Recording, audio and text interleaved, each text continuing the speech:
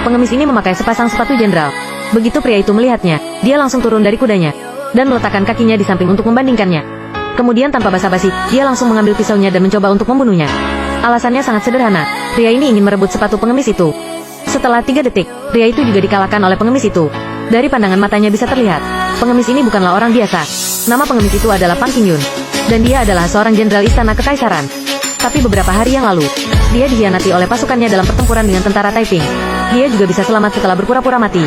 Kemudian, dia melarikan diri bersama orang-orang. Dalam perjalanan, dia juga terjatuh karena kekurangan tenaga, dan diselamatkan oleh seorang wanita baik hati. Keduanya bermalam di sebuah gubuk.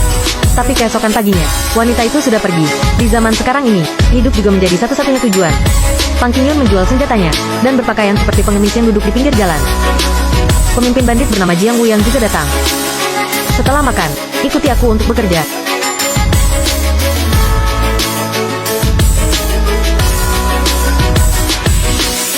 Lalu muncullah adegan yang ada di awal video. Jiang Wuyang yang melihat Pan Qingyun yang sangat terampil itu, juga mengajaknya untuk bekerja sama. Aku akan membawamu untuk bertemu dengan saudara tertua.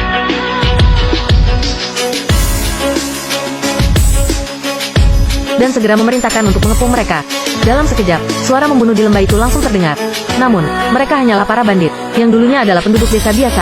Jika dibandingkan dengan tentara terlatih, mereka tentu bukanlah apa-apa. Pan Qingyun yang melihat bahwa situasinya kurang baik, juga langsung turun tangan untuk membantu.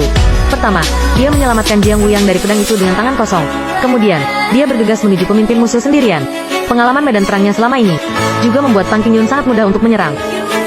Pan Qingyun di depan semua orang, memenggal pemimpin musuh. Mulai dari saat itu, semua perhatian langsung tertuju padanya. Setelah memenangkan pertempuran ini, mereka kembali ke desa dengan semua barang rampasan itu. Dalam perjalanan menuju desa, Pan Qingyun secara tidak sengaja menemukan wanita yang menghabiskan malam tadi bersamanya juga ada di sini. Awalnya dia merasa sangat senang, tapi detik berikutnya dia terdiam, karena dia adalah wanita Zhao Erhu. Wanita ini dibeli oleh seorang pedagang sejak kecil, lalu dibesarkan dan dipersiapkan dengan berbagai keterampilan. Saat dia mencapai usia yang cukup, dia juga dijual dengan harga tinggi kepada orang kaya sebagai budak. Orang seperti ini disebut kuda kurus yang Zhu. Tapi ketika wanita itu sedang berdagang, dia dibawa pergi oleh kekasih masa kecilnya, Zhao Erhu, dan menjadi bandit. Pan Qingyun diam-diam menemui wanita itu, dan bertanya padanya mengapa dia pergi tanpa pamit. Namun, begitu dia mengatakan itu, suara tembakan sudah terdengar di luar. Ternyata, mereka adalah tentara Qing yang datang untuk membalaskan dendam. Mereka dilengkapi dengan senjata lengkap, tetapi desa itu sebagian besar terdiri dari orang-orang biasa yang tidak bersenjata, sehingga mereka juga dengan cepat dikendalikan. Pria itu memanggil Zhao Erhu keluar, lalu mencambuknya, tapi dia tidak membunuh mereka. Sebaliknya, dia malah membujuk mereka untuk berlindung di istana kekaisaran. Dalam semalam, tentara Qing mengambil semua makanan mereka, dan keadaan sekarang sangatlah kacau. Saat ini, Pan Qingyun datang. Mengapa tidak bergabung dengan tentara? Setelah bergabung dengan tentara, kamu akan mendapat gaji militer, lalu membeli makanan untuk menghidupi mereka. Tentara juga akan mendapat senjata. Setelah mempunyai senjata, maka tidak akan ada yang berani untuk menggertak kita. Dengan rayuan yang seperti itu, juga membuat Zhao Erhu terguncang. Demi warganya, mereka memutuskan untuk bergabung dengan tentara. Sebelum itu, Pan Qingyun, Zhao Erhu, dan Jiang Wuyang membuat sumpah, jika tidak bisa hidup bersama maka mereka akan mati bersama. Sejak saat itu, ketiganya juga diurutkan berdasarkan usia.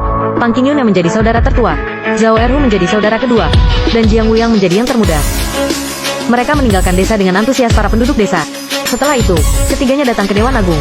3 orang dewan itu duduk berhadapan di sebuah aula. Ketika mengetahui bahwa mereka hanya memiliki 800 orang, mereka langsung tertawa terbahak-bahak. Tapi kemudian, Pan Qingyun menunjukkan taringnya.